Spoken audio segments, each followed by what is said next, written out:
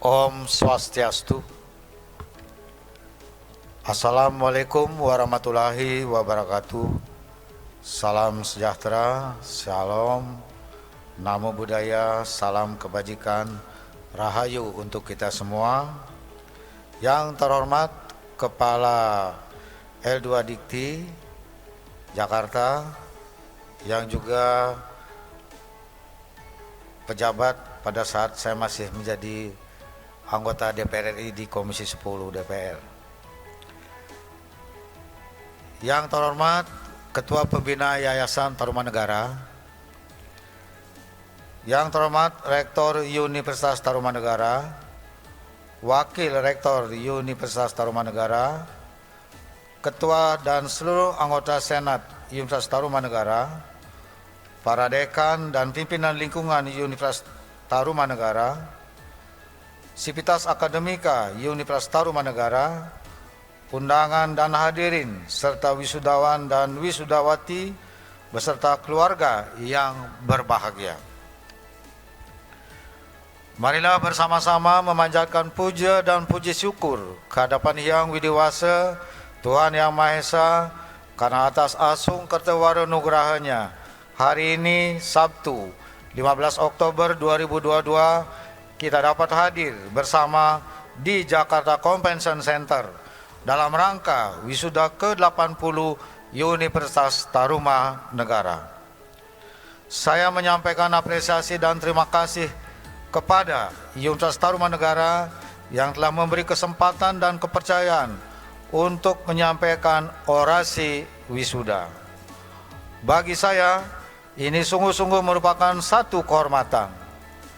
Tema yang diangkat pada acara wisuda saat ini yaitu Untar untuk Indonesia, meningkatkan kinerja UMKM dan pariwisata untuk Indonesia bangkit. Tema ini selaras dengan konsep transformasi perekonomian Bali yang sedang dilaksanakan dalam pembangunan Bali, yaitu Ekonomi Kerti Bali, yang di dalamnya berisi sektor IKM, UMKM, dan koperasi, serta sektor pariwisata. Hadirin sekalian yang saya hormati, khususnya para dosen, sivitas akademika, dan juga adik-adik mahasiswa. Tadi Bapak Rektor sudah menyampaikan bahwa saya merupakan bagian dari keluarga Universitas Tarumanegara. Memang benar, karena saya sempat menjadi dosen sejak tahun 1994 di Tarumanegara. Bermula menjadi dosen tidak tetap selama 6 bulan, dari Januari 94 sampai pertengahan 94, kemudian setelah itu menjadi dosen tetap, dosen PNS yang diperbantukan di Kopertis, ditempatkan di Universitas Tarumanegara. Ketika itu saya berposisi sebagai pegawai negeri sipil Departemen Pendidikan dan Kebudayaan. Saya mengajar di Fakultas Teknik, home base-nya di jurusan Teknik Elektro. Saya memberi kuliah mata kuliah Kalkulus 1, Kalkulus 2, kemudian statistik dan probabilitas, dan metode riset. Saya mengajar di jurusan Teknik Elektro, Teknik Mesin, Teknik Sipil, Teknik Arsitektur, dan juga pernah di Fakultas Ekonomi. Saya termasuk dosen yang keras. Kalau ada mahasiswa yang bercanda di belakang pada saat saya masih kuliah, langsung saya suruh ke depan mengerjakan soal. Kalau tidak bisa, saya suruh push up. Jadi di teknik mesin itu, jadi beberapa kali saya melakukan itu sehingga mahasiswa kita menjadi tertib. Saya mengakhiri tugas sebagai dosen di Tarumanegara pada tahun 2006. Jadi selama 12 tahun menjadi dosen. Saya meninggalkan Tarumanegara karena duduk sebagai anggota DPR sejak pemilu 2004, duduk di Komisi 10, Dan mulai 2006 saya ditugaskan oleh Ibu Megawati Soekarno Putri, Ketua Umum PD Perjuangan, untuk menjadi anggota Badan Anggaran DPR RI, sehingga nggak punya waktu lagi untuk memberi kuliah. Pembahasan anggaran APBN itu bisa 3 bulan penuh, tidak ada hari libur, dari pagi sampai pagi kembali. Jadi nggak bisa lagi memberi kuliah. Karena itu saya mohon izin untuk tidak lagi mengajar di Tarumanegara. Saya diberhentikan dengan hormat tanpa uang pensiun. Tapi saya mendapat penghargaan. Jadi pengalaman saya 12 tahun di Tarumanegara itu betul-betul melekat di dalam hati sanubari saya.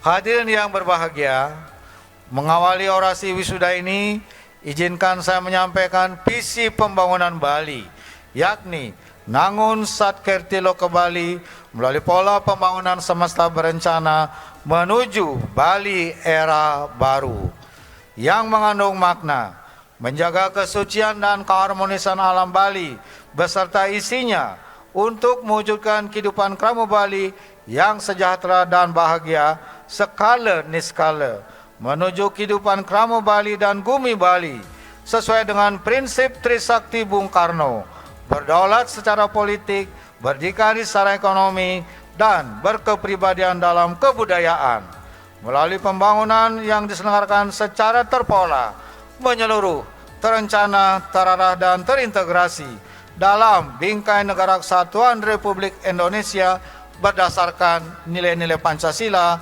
1 Juni 1945. Bali era baru diwujudkan dengan menata secara fundamental dan komprehensif pembangunan Bali yang mencakup 3 aspek utama, yaitu alam, manusia, dan kebudayaan Bali, bersumber dari nilai-nilai kearifan lokal Satkerti.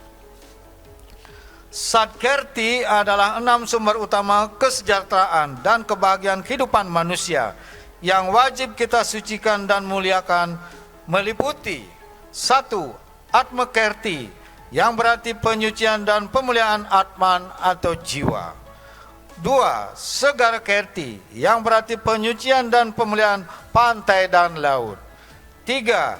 Danukerti, yang berarti penyucian dan pemuliaan sumber air. 4.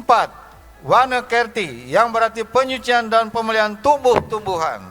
5. Janakerti, yang berarti penyucian dan pemulihan manusia. Dan 6. Jagatkerti, yang berarti penyucian dan pemulihan alam semesta. Visi pembangunan Bali diwujudkan melalui 5 bidang program prioritas dari hulu sampai hilir yang dituangkan dalam pola pembangunan semesta berencana Provinsi Bali, yakni bidang prioritas 1, pangan, sandang, dan papan.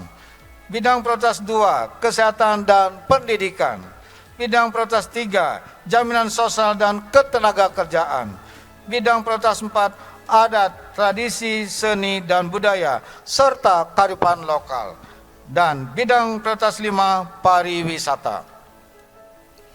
Pembangunan 5 bidang prioritas tersebut mencakup pembangunan yang dipolakan dan diintegrasikan di seluruh Bali, serta dikembangkan sesuai dengan potensi masing-masing wilayah kota kabupaten di Bali. Selama ini, lebih dari 54% perekonomian Bali didominasi sektor pariwisata, sehingga mengakibatkan ketidakseimbangan struktur dan fundamental perekonomian Bali. Di satu pihak sangat bergantung pada dominasi satu sektor pariwisata yang sangat rentan terhadap perubahan faktor eksternal. Di pihak lain, pertumbuhan kapasitas perekonomian Bali menjadi kurang berkembang secara optimal. Kondisi ini telah terbukti dalam beberapa peristiwa yang mengganggu kepariwisataan Bali, yaitu adanya gangguan keamanan, munculnya bencana alam, dan bencana non-alam. Gangguan yang sangat besar adalah terjadinya pandemi COVID-19. Pertama kali muncul di Bali tanggal 10 Maret 2020.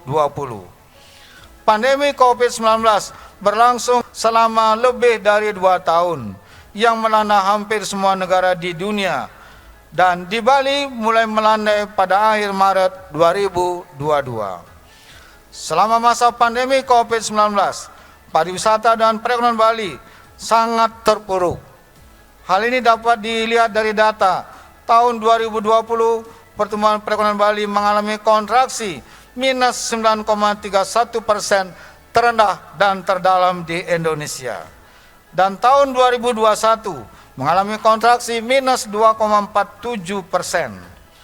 Sejalan dengan membaiknya penanganan pandemi COVID-19 dan tingginya pencapaian vaksinasi di Bali, tahun 2022 pariwisata dan perekonomian Bali mulai pulih, perlahan mulai bangkit kembali, ditandai dengan pertumbuhan positif 1,46% pada triwulan 1 dan meningkat menjadi 3,04% pada triwulan 2. Hadirin sekalian yang saya hormati, sebagai gubernur, saya betul-betul menangani pandemi COVID-19 dengan sangat baik, termasuk pencapaian vaksinasinya. Bali merupakan daerah terbaik dalam penanganan COVID-19 di Indonesia. Dan dalam pencapaian vaksinasi, Bali merupakan provinsi yang tercepat dan pencapaian tertinggi dalam vaksinasi booster.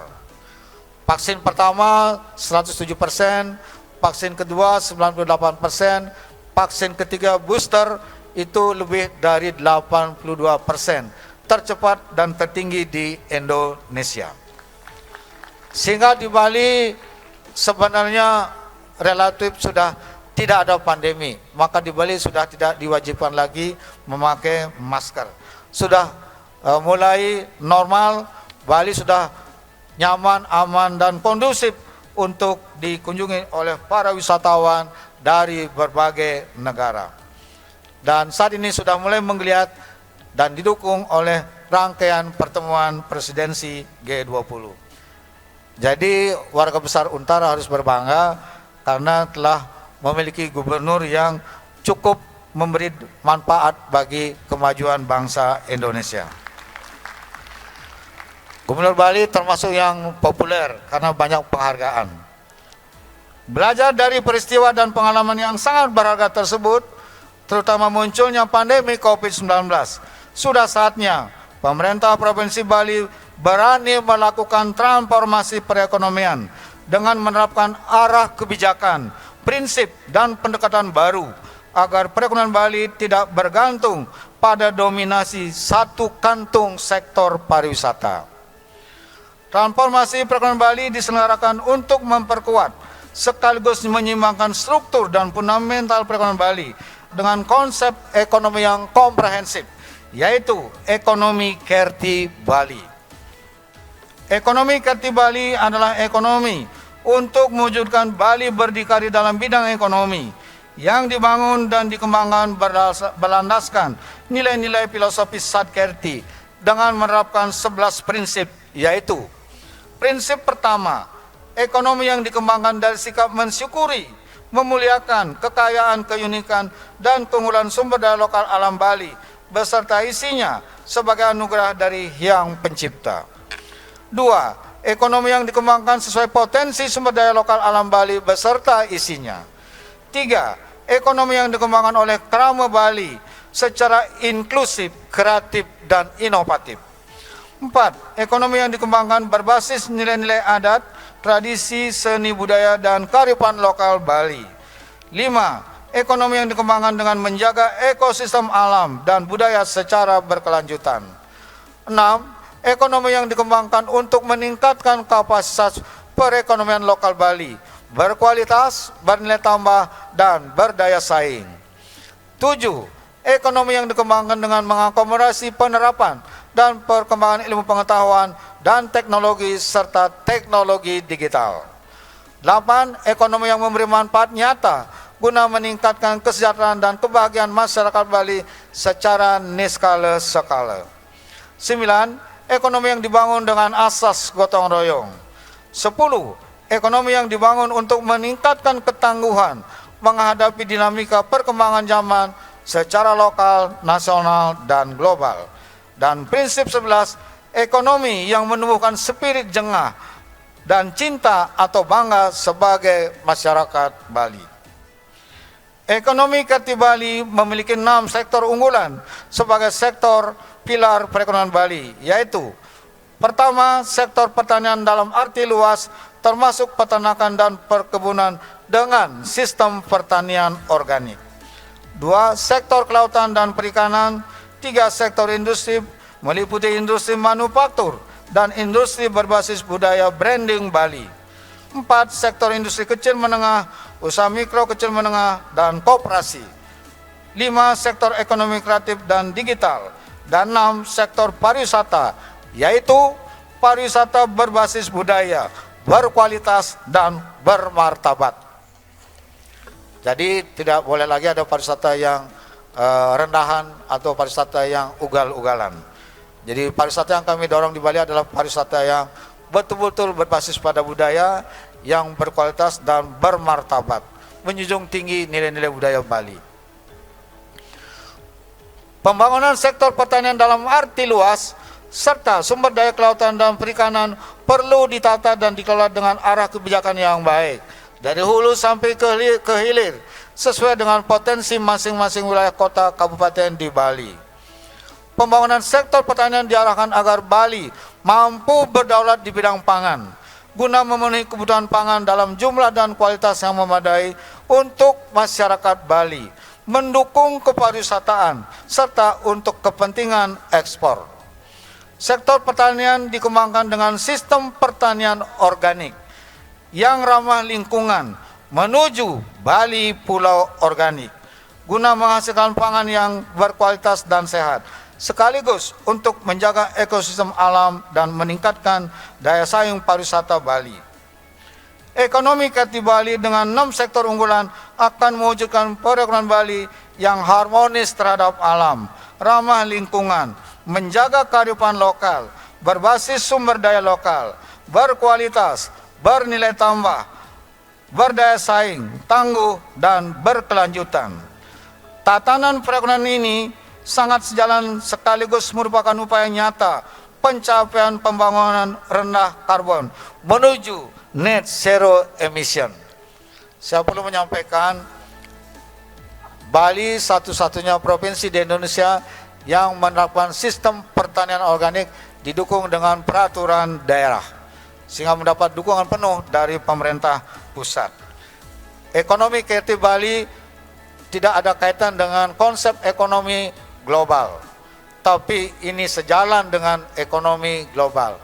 Ekonomi global ada ekonomi biru, ada ekonomi hijau, tapi Bali mengembangkan ekonomi dengan kearifan lokalnya. Jadi dari ngajar kalkulus hasilnya adalah ekonomi kreatif Bali. Jadi saya tidak menggunakan referensi jauh-jauh dari Eropa, dari Amerika, tapi referensinya adalah kearifan lokal penuh dari lontar, dari para pitutur tetua kami di Bali. Jadi itulah yang kami kembangkan di Provinsi Bali. Jadi textbook itu hanya sedikit memperkaya, tapi yang penting itu adalah pengetahuan lokal yang menjadi tradisi yang diwariskan para leluhur kami.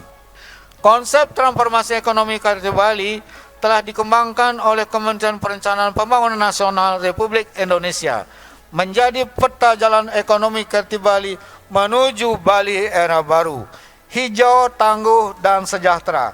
Secara resmi telah diluncurkan oleh Yang Mulia Presiden Republik Indonesia Bapak Insinyur Joko Widodo pada tanggal 3 Desember 2021. Hadirin sekalian yang berbahagia, sesuai dengan tema wisuda Yuntas Tarumanegara yang ke-80, yaitu Untar untuk Indonesia, meningkatkan kinerja UMKM dan pariwisata untuk Indonesia bangkit. Selanjutnya saya akan menyampaikan secara singkat tentang pengembangan sektor IKM, UMKM, dan koperasi serta pariwisata dalam konteks transformasi ekonomi kreatif Bali.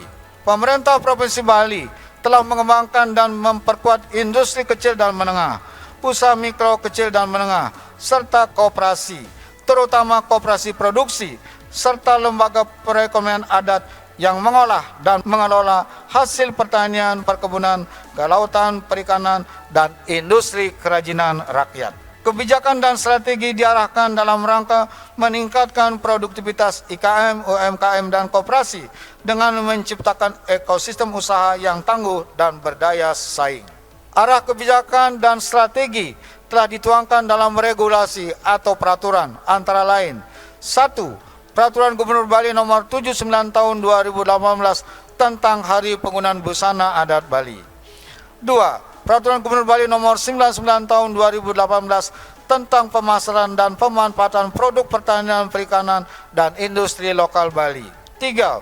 Peraturan Gubernur Bali Nomor 1 Tahun 2020 tentang tata kelola minuman fermentasi dan atau destilasi khas Bali. 4.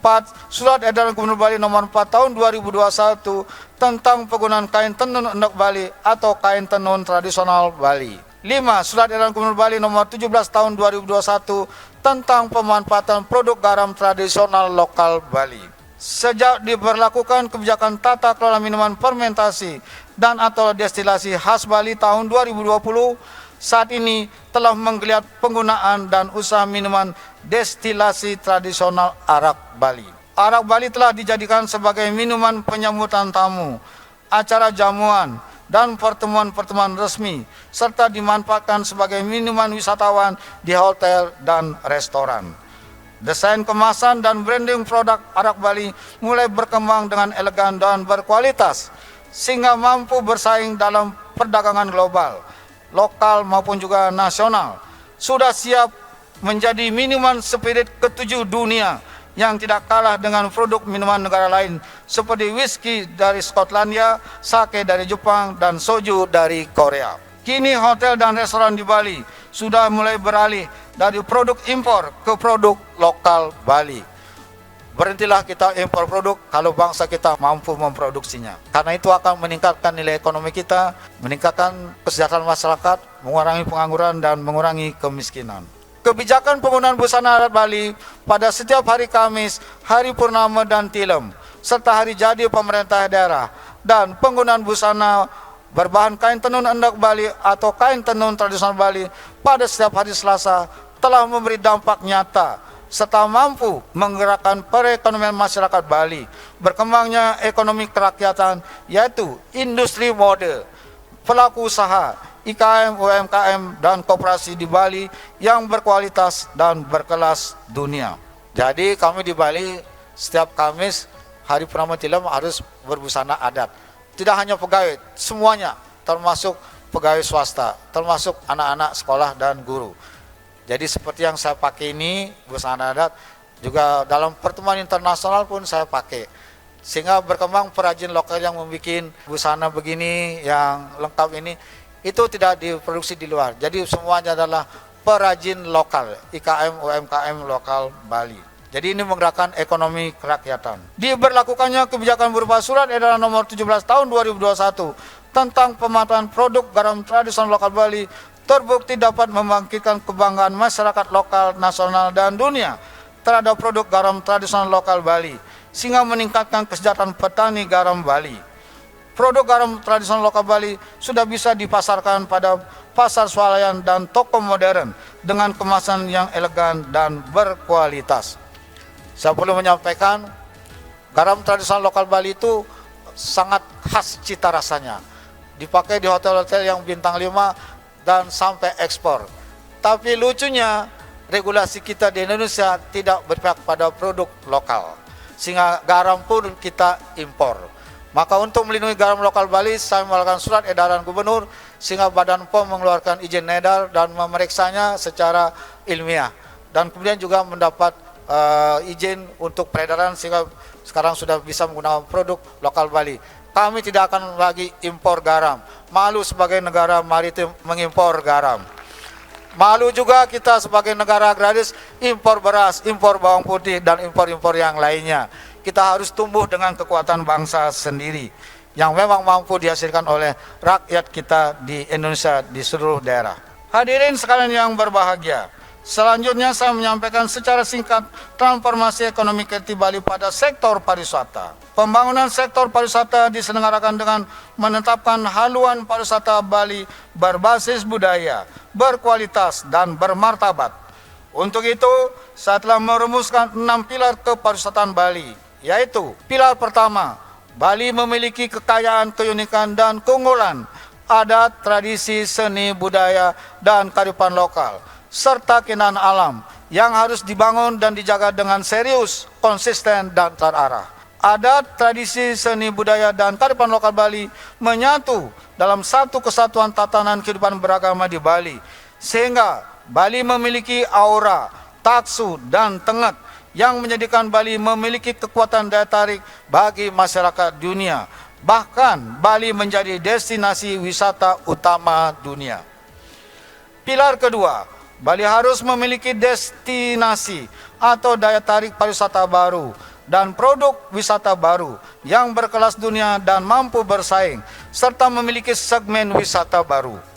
Oleh karena itu, saat ini sedang dibangun sejumlah program monumental seperti kawasan pusat kebudayaan Bali di Klungkung, Bali Maritime Tourism Hub di Denpasar, dan Turya pada Tower KBS 6.0 Kerti Bali di Buleleng, Bali Utara. Saya menyampaikan saat ini tengah dibangun Turya pada Tower KBS 6.0 yang lengkap berisi planetarium, restoran putal, skywalk, dan juga jembatan kaca. Tidak kalah dengan Menara Eiffel, Tokyo Tower, Macau Tower, dan Toronto Tower.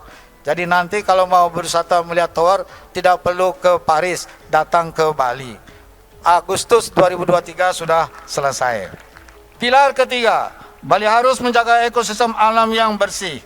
Oleh karena itu, telah diberlakukan berbagai kebijakan guna mewujudkan ekosistem alam bersih atau ramah lingkungan yang dituangkan dalam regulasi atau peraturan antara lain Peraturan Gubernur Bali Nomor 97 Tahun 2018 tentang pembatasan timbulan sampah plastik sekali pakai.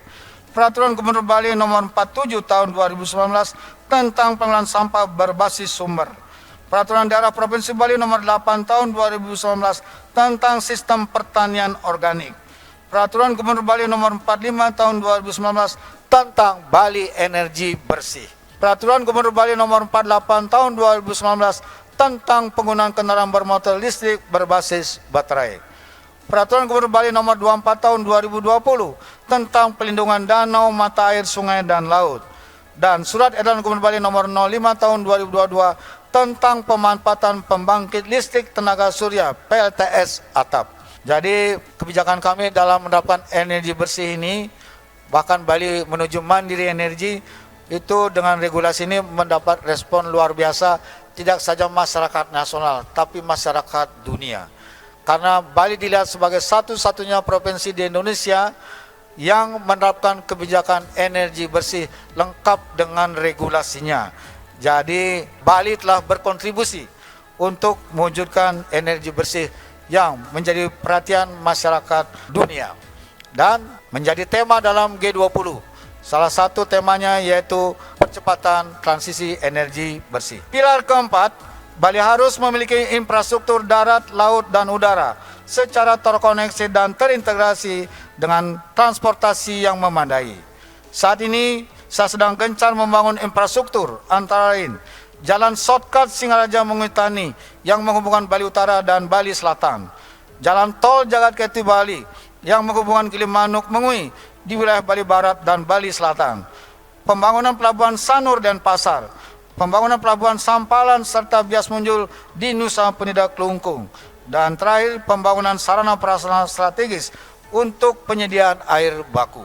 Pilar kelima, Bali harus memiliki sumber daya manusia atau SDM yang berkualitas dan berdaya saing untuk memenuhi kebutuhan tenaga kerja pada semua level usaha kepariwisataan. Dan pilar keenam, menerapkan tata kelola pariwisata Bali yang berdaya saing dan berpihak pada sumber daya lokal Bali. Untuk mewujudkannya, saya telah memberlakukan kebijakan yang dituangkan dalam regulasi atau peraturan antara lain. 1. Peraturan Daerah Provinsi Bali Nomor 5 Tahun 2020 tentang standar penyelenggaraan kepariwisataan budaya Bali. 2. Peraturan Gubernur Bali Nomor 28 Tahun 2020 tentang tata kelola pariwisata Bali. Izin saya ingin menyampaikan, selama ini kepariwisataan Bali belum sepenuhnya memberi dampak positif pada perekonomian Bali. Sebagian itu keluar ekonominya, jadi loss ekonomi. Jadi sekarang kami balikan semuanya itu harus memutar ekonomi lokal Bali. Pembangunan infrastruktur darat dan sarana prasarana strategis di Bali diyakini mampu menumbuhkan daya tarik pariwisata baru, semakin meningkatkan daya saing pariwisata Bali, menciptakan pusat-pusat pertemuan perekonomian baru, meningkatkan pertumbuhan perekonomian Bali, menyimbangkan pembangunan wilayah di Bali, membuka lapangan kerja baru, meningkatkan kesejahteraan masyarakat Bali, mengurangi tingkat kemiskinan, dan menjadi sumber baru pendapatan asli daerah provinsi dan pemerintah kota kabupaten se-Bali. Jadi manfaatnya betul-betul akan kami rasakan dalam beberapa tahun ke depan, pembangunan infrastruktur menyeluruh yang dibangun di seluruh wilayah Bali. Hadirin serta wisatawan dan wisatawati yang berbahagia, pada kesempatan yang terhormat ini, sebagai pribadi dan selaku Gubernur Bali, kepada Sivitas Akademika Universitas Tarumanegara, saya mengucapkan selamat atas Dies Natalis ke-63 tanggal 1 Oktober 2022, serta mengucapkan selamat kepada para wisudawan dan wisudawati, juga kepada keluarga yang berbahagia. Ucapan selamat juga saya sampaikan kepada Universitas Tarumanegara yang telah mewisuda para wisudawan dan wisudawati lulusan tahun akademik 2021-2022.